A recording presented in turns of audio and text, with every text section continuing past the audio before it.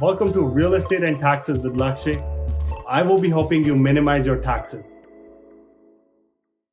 Good afternoon, everyone. Thank you for joining in on my Tuesday session on real estate and taxes. Today, we're going to be talking about how you can reduce your tax bill with these year-end tax tips. So we're going to be talking about roughly 5 things in today's agenda. First and foremost will be how to manage expenses, followed by how you can organize your receipts, how some of the RRSP and TFSA funds can be used, followed by some of the income splitting strategies and how you can buy assets before the year end to reduce your taxes. So first and foremost is managing your expenses. I would suggest prepay your expenses before the year end to reduce your tax bill. So what do I mean by that? So for example, if you have someone who is installing sale post sign, someone doing flyer distribution, someone doing your marketing, you can prepay those expenses for the next quarter in the month of December to write off those in the current year rather than waiting for it to be written off in the following year. The second thing I wanted to suggest to you is contributing to your RRSP and TFSA. Both the limits for both the accounts has gone up. For TFSA, it has gone to 7,000, whereas for RRSP, it is now 31,000 and change. So highly recommended. The deadline to contribute to RRSP is February 28th of the following year, 2025, whereas TFSA, the deadline is calendar year December 31st.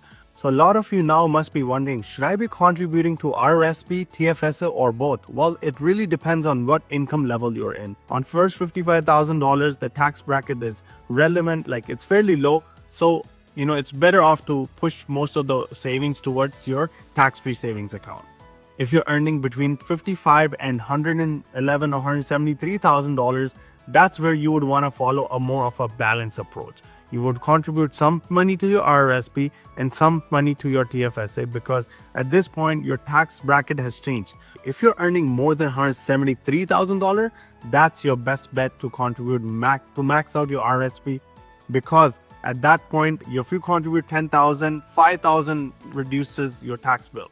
So great idea to focus on RRSP in the higher marginal tax bracket.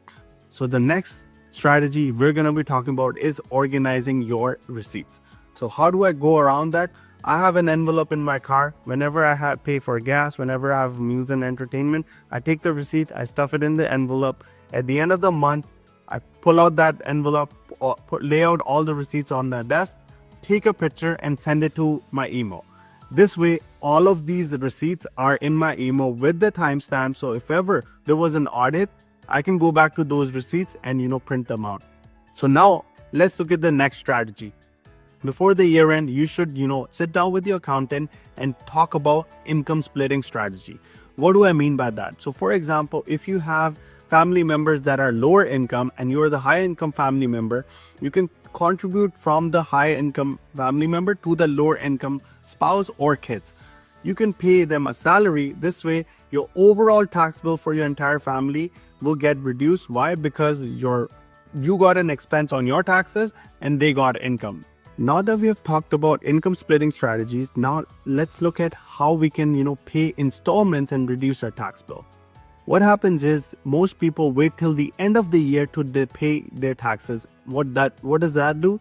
CRA says that if you had over $3,000 in taxes, you should have paid installments. And because you didn't pay quarterly installments, now you're subject to penalties and interest. So what do I say is, look at your last year's income and look at your tax bill for last year. Divide it by 4 and basically start making quarterly installments towards CRA. And this will certainly reduce your penalties or interest that they will charge you at the end of the year.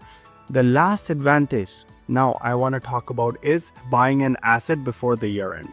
Most of the time, if you buy an asset, if you're looking to buy a car next year early, or you are sure shot that you will need to buy next year a car, you should be buying that before the year end. Why? Because if you buy it in December, you get the benefit for the entire year this year on your taxes. Whereas if you were to buy next year, the write-off will be pushed off to the next year and you won't be able to reduce your current year's taxes. So if you buy an electric vehicle, you can write off the entire cost of the vehicle in 1 year and up to 75%. whereas following year is going to be now dropping down to 55%. They're simply phasing it out.